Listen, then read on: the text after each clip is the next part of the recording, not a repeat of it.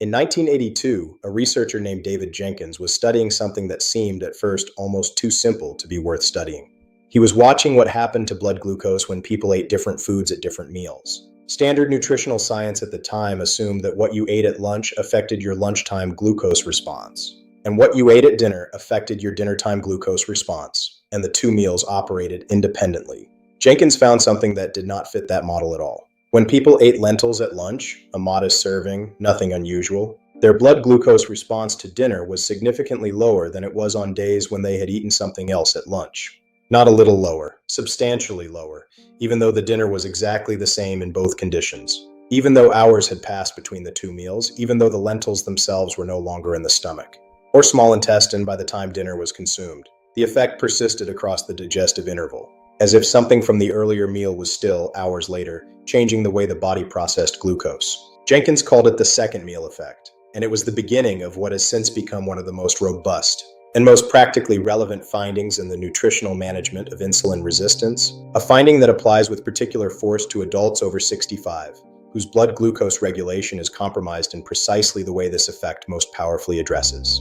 The food is legumes, lentils, beans, chickpeas, split peas, the entire family, eaten daily in servings that require no particular culinary commitment. And the mechanism through which they produce their effect on insulin resistance is one of the most elegant and least understood stories in metabolic nutrition. Before the mechanism, the scale of the problem it's addressing, insulin resistance, the state in which cells throughout the body respond less efficiently to insulin's signal to take up glucose from the bloodstream, is the metabolic foundation beneath most of the chronic disease burden in adults over 65. It precedes type 2 diabetes by years or decades. It drives the cardiovascular risk associated with metabolic syndrome. It contributes to the visceral fat accumulation I described in previous videos. It amplifies the cognitive decline risk I described in the context of brain health. And it is present in some degree in the majority of older adults, whether diagnosed, recognized, or silently progressing without any formal clinical acknowledgement. The age-related worsening of insulin resistance is not simply a consequence of diet. It reflects multiple biological changes that converge on the same metabolic endpoint. Reduced skeletal muscle mass, the tissue responsible for the majority of insulin-stimulated glucose uptake in the body, means less capacity for glucose clearance regardless of insulin concentration. Increased visceral adiposity, the abdominal fat that produces inflammatory adipokines interfering with insulin receptor signaling, creates a chronic low-level inflammatory block on insulin's ability to communicate with its target cells. Mitochondrial dysfunction in aging muscle tissue reduces the cellular energy metabolism that makes GLUT4 translocation, the molecular mechanism of insulin-stimulated glucose uptake, efficient and responsive. And the gut microbiome changes of aging reduce the short-chain fatty acid production. That, as I described in the oats and collagen scripts, modulates insulin sensitivity through multiple parallel pathways. These are not trivial problems. They are the accumulated structural changes of decades in a biological system that does not simply reset when you start eating better, which is why the evidence for legumes is significant. It works not just on dietary glucose load, but on the underlying cellular machinery of insulin sensitivity itself. And it does so through a mechanism that begins in the gut and extends to the muscle, the liver, and the pancreatic beta cells in ways that most dietary interventions do not reach. The second meal effect, what is actually happening? When you eat a serving of lentils or any legume at one meal, approximately 30 to 40% of the carbohydrate in those legumes reaches the large intestine without being absorbed in the small intestine.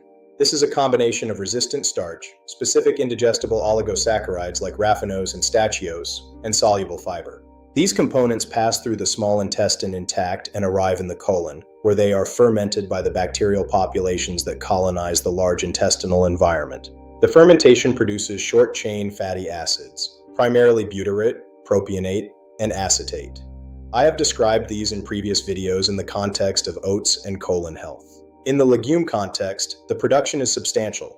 Legumes are among the richest substrates for SCFA production of any common dietary food, partly because of the diversity of fermentable substrates they contain, and partly because the specific oligosaccharides in legumes selectively feed the bacterial populations most productive in SCFA generation. The propionate produced from legume fermentation enters the portal circulation and reaches the liver, where it inhibits gluconeogenesis, the liver's production of new glucose from amino acid and lactate precursors.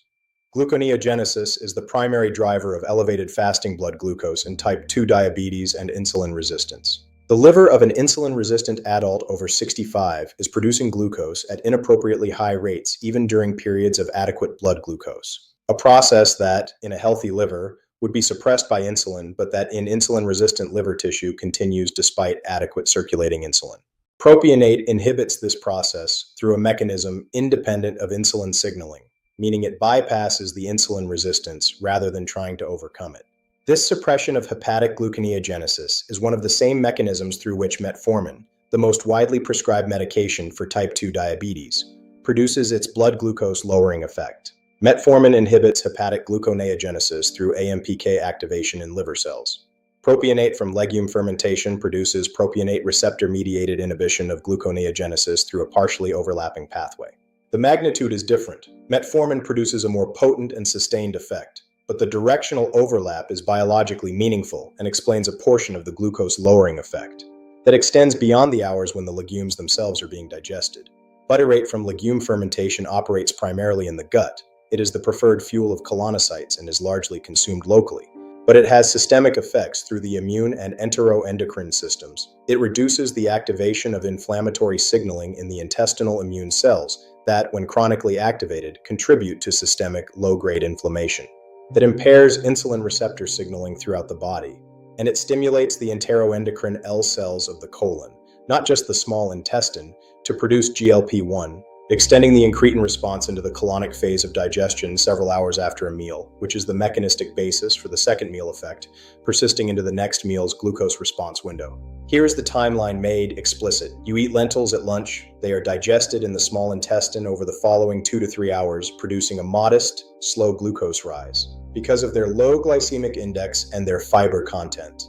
In the large intestine, from approximately 3 hours onward, the fermentable substrates are being converted to SCFAs. The propionate produced reaches the liver and begins suppressing gluconeogenesis. The butyrate stimulates colonic GLP-1 secretion. Both effects persist for 4 to 8 hours after the meal, extending through the late afternoon and into the dinner window. When dinner arrives, the hepatic glucose production is still partially suppressed by the propionate effect from lunch, and the GLP-1 stimulus from the colonic fermentation is still providing an incretin enhancement to the insulin secretion triggered by dinner.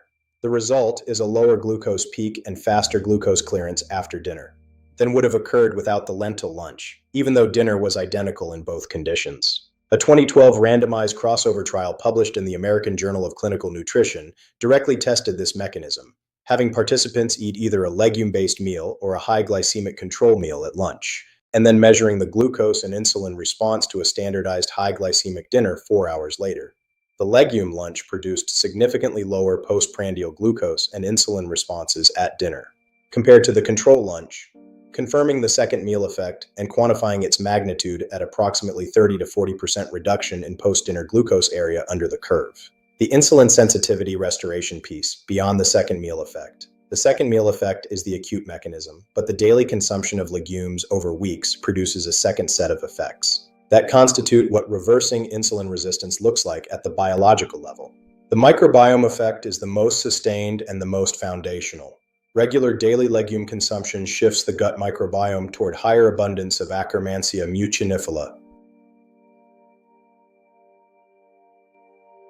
a bacterial species that has emerged in the past decade as one of the most consistently associated with metabolic health and insulin sensitivity across multiple populations and multiple methodologies.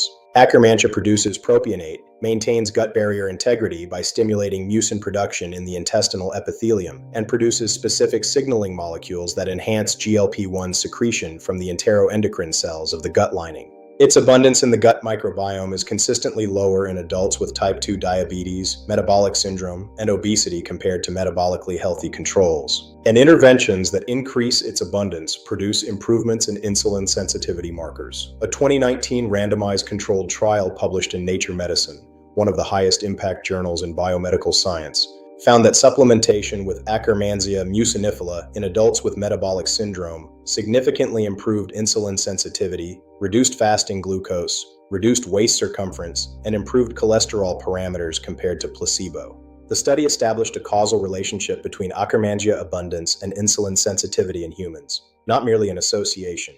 And regular legume consumption is one of the most consistently documented dietary approaches to increasing Akkermansia abundance through the prebiotic substrates that selectively promote its growth.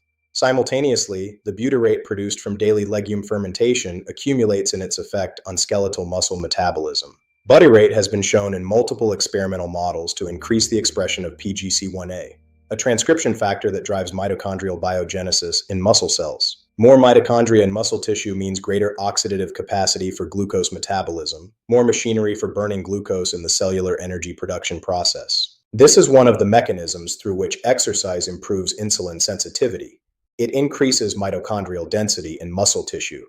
Butyrate from legume fermentation produces a metabolic signal in the same direction through a nutritional rather than mechanical pathway. A 2021 study published in Cell Metabolism examined the effect of a diet high in fermentable fiber, with legumes as a primary source, on skeletal muscle insulin sensitivity in adults with prediabetes over a 16-week intervention.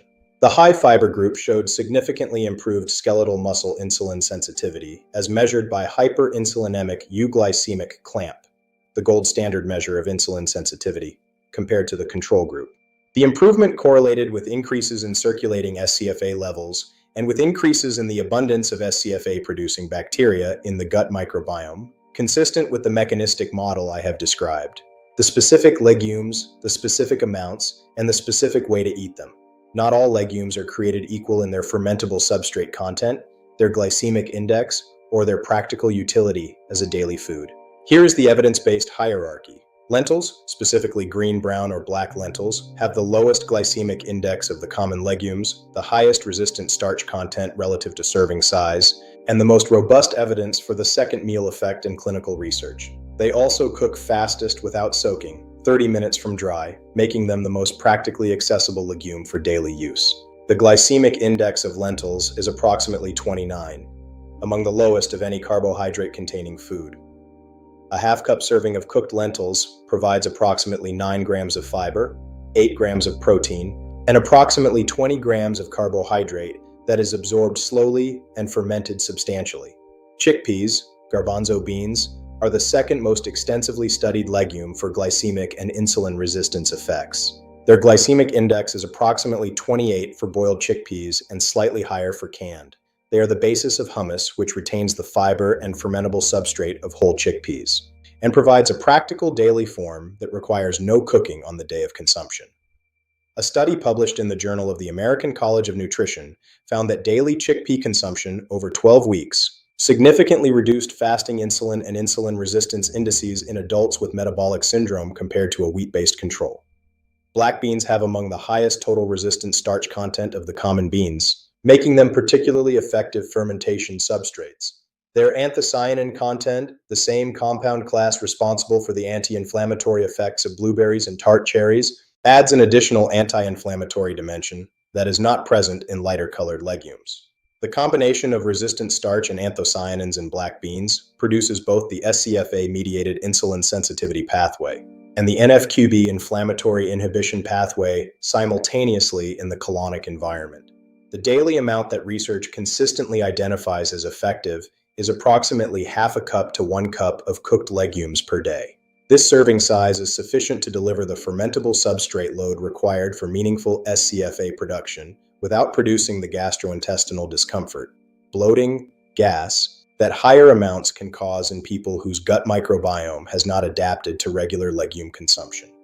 The adaptation period matters practically.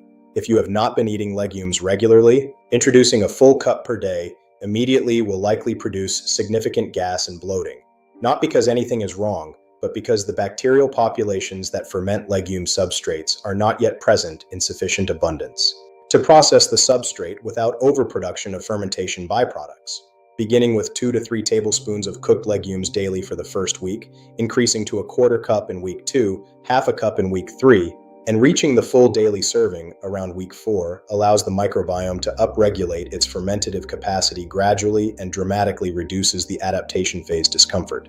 The cooking method affects the fermentable substrate content. Canned legumes, thoroughly rinsed to remove the sodium from the canning liquid, retain a significant proportion of their fermentable substrate, are nutritionally close to home-cooked legumes, and are the most practical daily format for most people. The rinsing step removes approximately 40% of the sodium from canned beans, which is important for the blood pressure context in which insulin resistance and hypertension coexist in the majority of older adults with metabolic syndrome. Cooking legumes from dry, particularly after soaking for 8 to 12 hours, reduces the oligosaccharide content slightly, which reduces both the gas-producing potential and a fraction of the fermentable substrate. The trade-off is better digestibility for sensitive guts and faster cooking. For people who experience significant gas even after the microbiome adaptation period, cooking from soaked dry legumes with the soaking water discarded and fresh water used for cooking reduces the oligosaccharide load while preserving most of the resistant starch and fiber content. What to pair with legumes to maximize the insulin resistance reversal effect? The legumes do not operate in isolation. Their SCFA-producing mechanism is enhanced by the simultaneous presence of specific dietary companions that feed complementary bacterial populations or that provide parallel mechanistic pathways. Olive oil added to legumes. A tablespoon of extra virgin olive oil in a lentil soup. Chickpeas dressed with olive oil. Black beans sautéed with olive oil. Adds oleocanthal and oleic acid. Oleocanthal is a phenolic compound in extra virgin olive oil that inhibits insulin-degrading enzyme, the protease responsible for breaking down insulin after it is bound to its receptor. Reducing insulin degradation extends the effective duration of each insulin molecule's signaling activity, producing more glucose uptake per unit of insulin secreted. This is a different mechanism from anything the legumes produce, and the combination creates a broader multi-pathway attack on insulin resistance. Vinegar, a tablespoon of apple cider vinegar or any other vinegar consumed at the same meal, provides acetic acid that activates AMPK in muscle and liver cells, the same cellular energy sensor that metformin activates. AMPK activation promotes GLUT4 translocation to the muscle cell surface independently of insulin, increasing the muscle's capacity for glucose uptake even in the presence of insulin resistance. A 2004 study published in Diabetes Care found that vinegar consumed with a meal significantly reduced postprandial glucose and insulin in adults with insulin resistance, with the effect attributed to acetic acid-mediated AMPK activation and to acetic acid slowing of gastric emptying. Adding vinegar to a legume-based meal combines three parallel pathways: SCFA production, oleocanthal-mediated insulin preservation, and AMPK activation into a single eating occasion. And fresh garlic. Add anti-inflammatory polyphenol compounds that reduce the inflammatory burden on insulin receptor signaling in muscle and liver tissue. A legume-based dish seasoned with these ingredients is providing metabolic medicine in the most accessible form available. A bowl of food that addresses the core cellular dysfunction of insulin resistance through 6 to 8 simultaneous biological mechanisms with a single meal. The honest framing about what reversing means. I want to be direct about the word in the title because it deserves precision. Insulin resistance exists on a spectrum. At one end, mild insulin resistance that has been present for a few years in a person who has otherwise good metabolic health. At the other, severe insulin resistance in the context of decades of poor diet, significant visceral adiposity, and substantial beta cell dysfunction. The evidence I have described, the microbiome shifts, the SCFA production, the hepatic gluconeogenesis suppression, the muscle GLUT4 upregulation, is capable of producing genuine, measurable improvement in insulin sensitivity across this spectrum. Studies have shown improvement in insulin sensitivity indices of 20 to 30% from sustained dietary legume consumption in adults with prediabetes and mild type 2 diabetes. Whether that improvement constitutes reversal in any individual depends on where on the spectrum they began. Whether that improvement constitutes reversal in any individual depends on where on the spectrum they began. In adults with mild insulin resistance, prediabetes, elevated fasting glucose without formal diabetes diagnosis, the combination of daily legume consumption with other evidence-based interventions including resistance exercise, sleep optimization, and overall dietary quality improvement is capable of returning insulin sensitivity indices to normal ranges. Multiple studies of comprehensive lifestyle intervention in prediabetes, with legumes as a primary dietary component, have documented normalization of glucose tolerance in a significant proportion of participants. In adults with established type 2 diabetes managed with medication, the dietary legume intervention does not replace medical management. It works alongside it, reducing the medication dose required to achieve glycemic targets in some cases, reducing postprandial glucose excursions that medication does not fully address, and improving the underlying biological environment in which the medication is operating.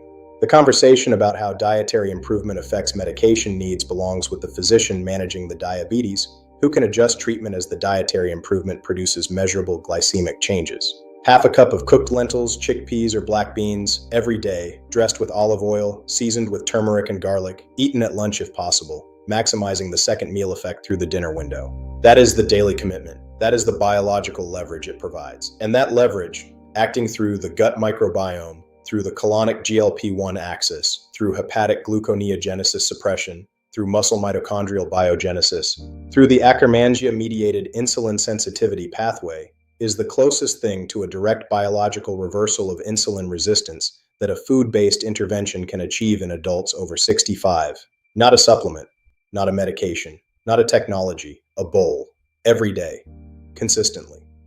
If this gave you a new understanding of why lentils specifically, not just because they're healthy in a vague sense, but through specific, named, documented biological mechanisms, are the most evidence-supported single dietary change for insulin resistance reversal after 65. Hit the like button right now. Subscribe and turn on the notification bell. Every week there is one video here that does exactly this. Follows the mechanism from the gut to the cell to the blood test result, because that chain of understanding is what makes the daily bowl of lentils feel like the non-negotiable it actually is.